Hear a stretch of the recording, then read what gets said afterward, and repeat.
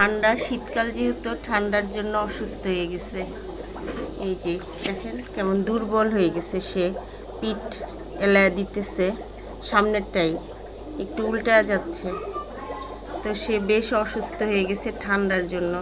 অ্যাকুরিয়ামের বেশি ঠান্ডা, তো এই জন্য অ্যাকুরিয়ামে বাইরে ছিল, বাইরে পানি প্রতিবার চেঞ্জ করা হয়েছে, ওয়েদারের সাথে ম্যাচ ছিল, কিন্তু ঘরে আনার পর ডিম বাচ্চা করার পরে সে এখন বেশ অসুস্থ হয়ে গেছে।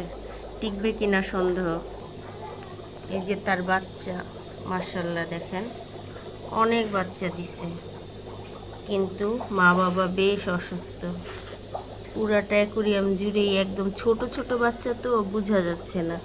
মোটামুটি বেশিরভাগ অংশ লাইটের নিচে আসছে, একদম নিচ থেকে পুরাটা হলুদ দেখেন, একদম যতটুকু দেখা যায় পুরাটা হলুদ।